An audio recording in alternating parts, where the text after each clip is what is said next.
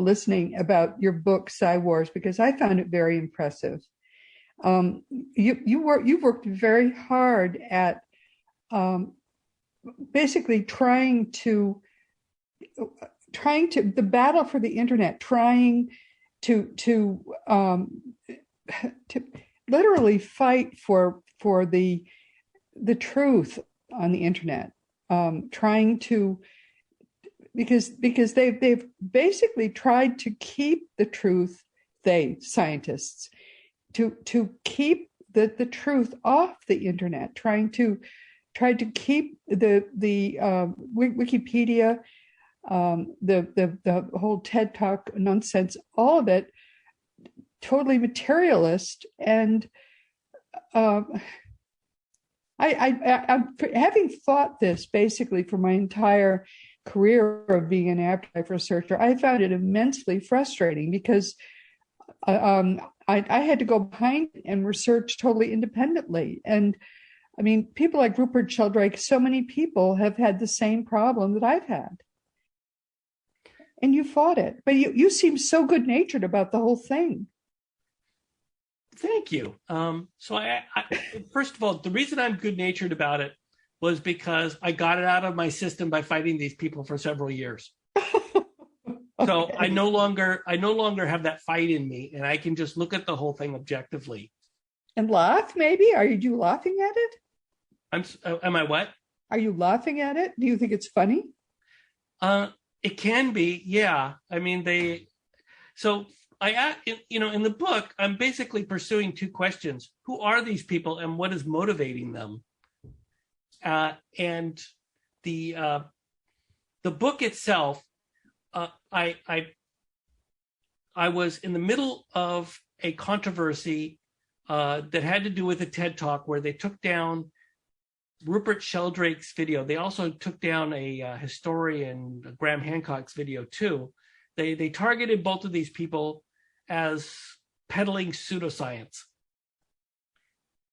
And when I saw that, I thought, Ted is busy making this into a public thing, so let's bring everybody in. And I did everything I could by contacting everybody on my list, Dean Radin and others, that this was going down at TED and that they should go over there and join in the discussion. And boy, did that snowball. I'm sure it did.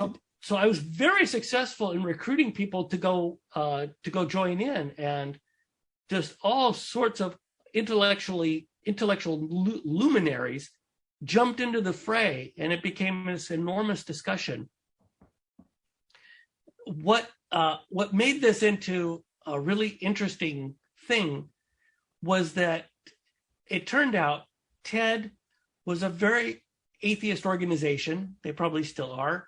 A lot of atheist people in there. And the reason that's important is because this was a special type of atheism, which is actually atheistic materialism. Yes. Yep. So TED was basically an atheist materialist organization trying to wrap their head around talks by people with different beliefs and who had different data that contradicted theirs. And they let this whole thing drag out for like a month and a half because they were trying to be objective, and on the other hand, they couldn't bring themselves to be objective. So they were going back and forth and back and forth. They brought the videos down. They allowed Rupert Sheldrake to.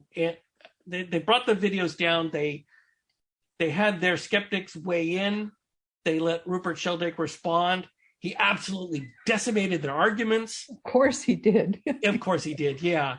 And so they withdrew those arguments, and then they kept the videos down anyway because they just couldn't get past. Yeah. They couldn't get past this belief system. So I'm looking at all this, and I realize I have room here for a book.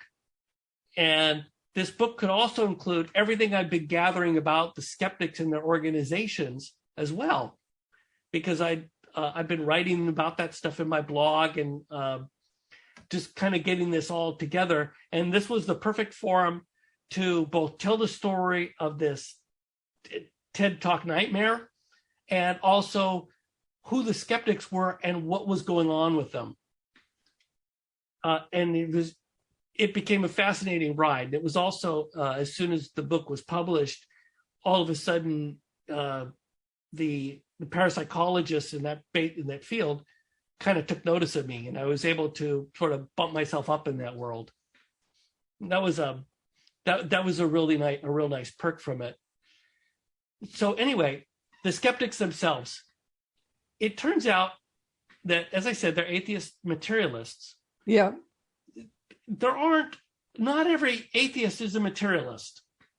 In fact, this materialist side is only when you're talking about atheists that are materialists, it's not even a majority of atheists. So you have to be careful in lumping atheism and skeptics in the same group because, well, the skeptics are all atheists, not all atheists are skeptics. Yep, that's a very good point. Yep. Yeah. But all materialists are atheists. I mean, they kind of have to be. Right. That you can, you're a nihilist, and materialism is your thing. Right. You die in your dust, and that's it. That's right. So from there was a study from the University of Tennessee, Chattanooga, where somebody examined the various types of skepticism. Not skepticism, atheism. And there was a certain type of atheism, there are about 25% of them that were anti-theist. And when you read through the description of anti-theist, you go, well, that's skeptics right there. Right. Belligerent, combative, the type of people who will, take on the evangelicals and call them stupid and everything else. Right. Call religion silly and infantile. Right. So that's your skeptic crowd. And what that revealed to me was that the skeptical movement has its own crazy zone, just like Christianity. Right. Right. Exactly.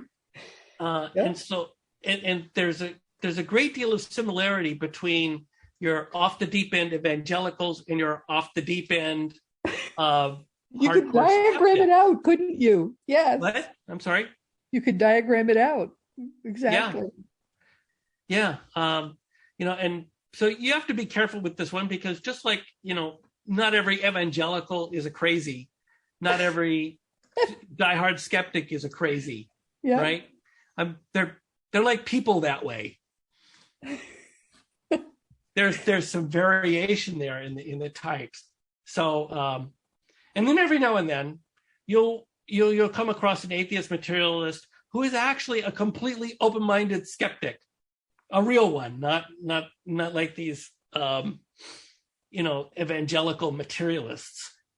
And so when I'm running into these people, I always have to do kind of a little search there to find out who they really are. You can't just take it at face value that they're going to be a certain way.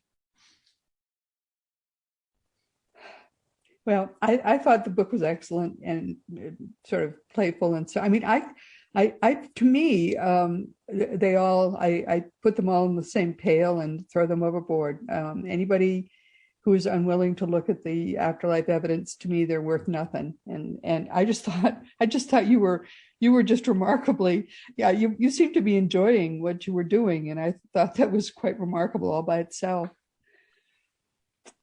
Well, you know how the saying that never wrestle with the pig, because you'll get yourself muddy and they enjoy it.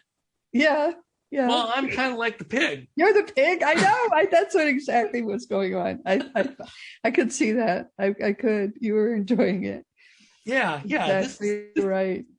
This is fun for me because they, well, first of all, there are a couple, one of my big motivations is that I tend to have very strong protective instincts. And so this, the parapsychologists who are just, some of them are just really wonderful people just out there doing their thing. And so I can be the attack dog because they really can't do that. They're in academia. They can't do the things that that I have an opportunity to do and say the things that I can say, because they have to work with these people. Yes. Yeah.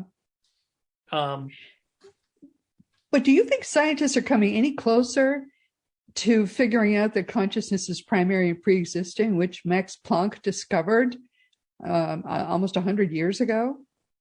Oh, absolutely. It's a really slow process, but there's a few things happening. And the first one was, of course, the internet. While the skeptics jumped on the internet, and you saw what everybody's seen, what everybody who's involved in this stuff has seen what they've done to Wikipedia. The problem for them is that when you start marching the information out on the other side, and people can choose between them, and people can listen to the different arguments from the proponents and from the skeptics, people start to lose interest in the skeptics.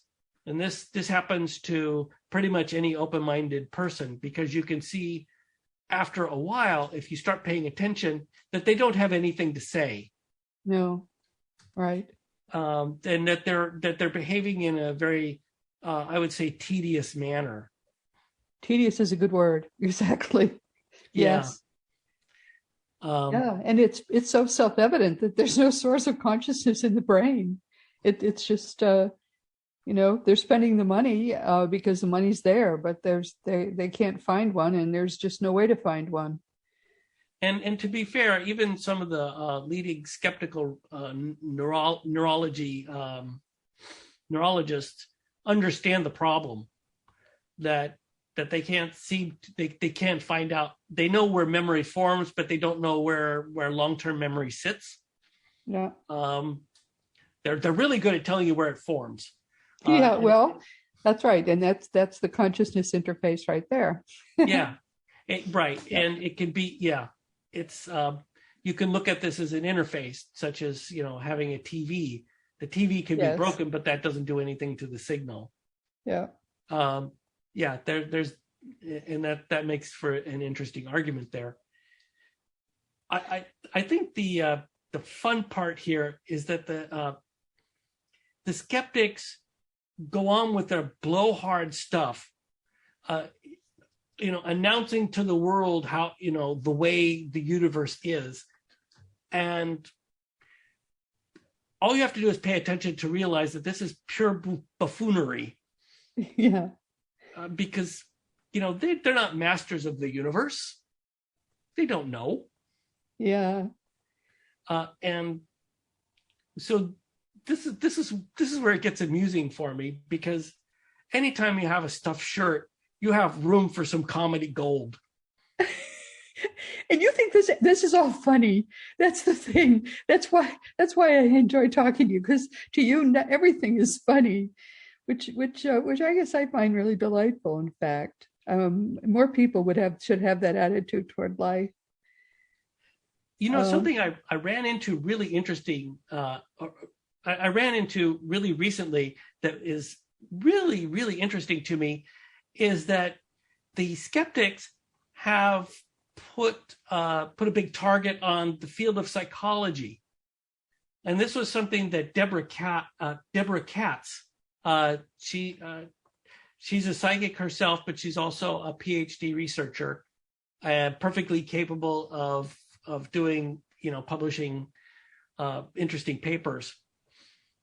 She was looking into who was making the kinds of accusations that the field of psychology was all just pseudoscience and nonsense.